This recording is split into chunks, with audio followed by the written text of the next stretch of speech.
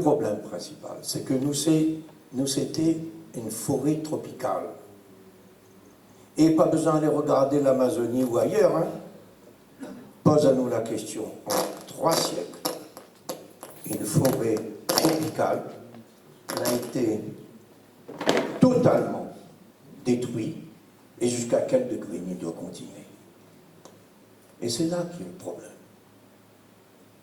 Parce qu'on y entend, ils causent, prend une technologie, ils leur remettent un autre en place. Enfin, prenez la voiture par exemple. Ah, on va mettre des voitures non thermiques à la place des trucs. Mais ça ne change rien, au fond.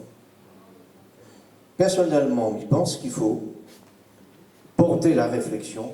Si le coup parti, en 1600, que dans le monde est venu, l'a détruit, et qu'ensuite, ils ont fait souche.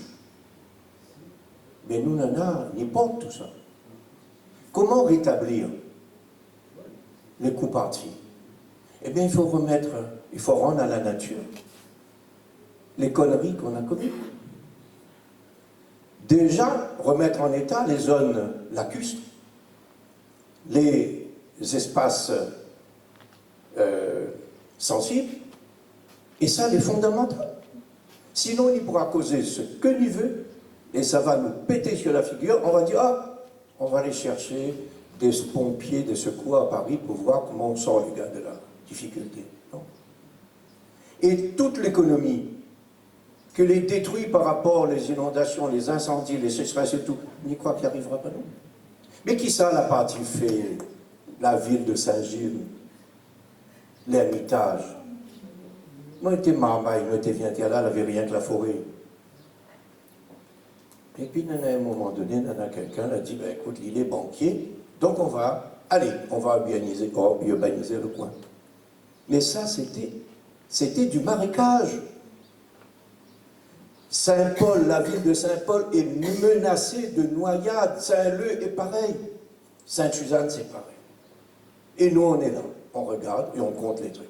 On voit à la télé, mais c'est gagnant. Bon, je passe sur cet aspect, c'est fondamental de replacer le tout par rapport à cette réflexion qui est désormais du niveau de conscience mondiale. Deuxième chose que je voulais dire, par rapport au coup parti. Mais mes amis, vous avez conscience que nous vivons dans un espace où il y a 24 grands propriétaires fonciers.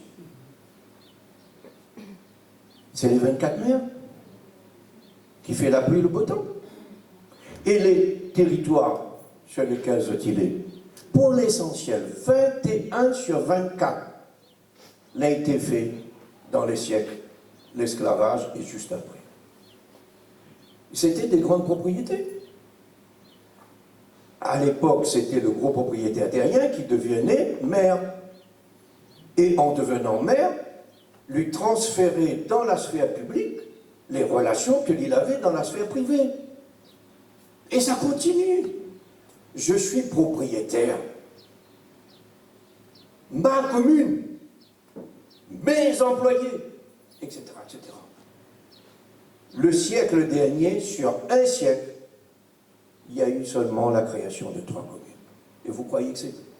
Il faut remettre en cause non seulement l'organisation spatiale, mais remettre en cause également la notion même de la gouvernance. Le maire, c'est quoi? Les élus, c'est quoi?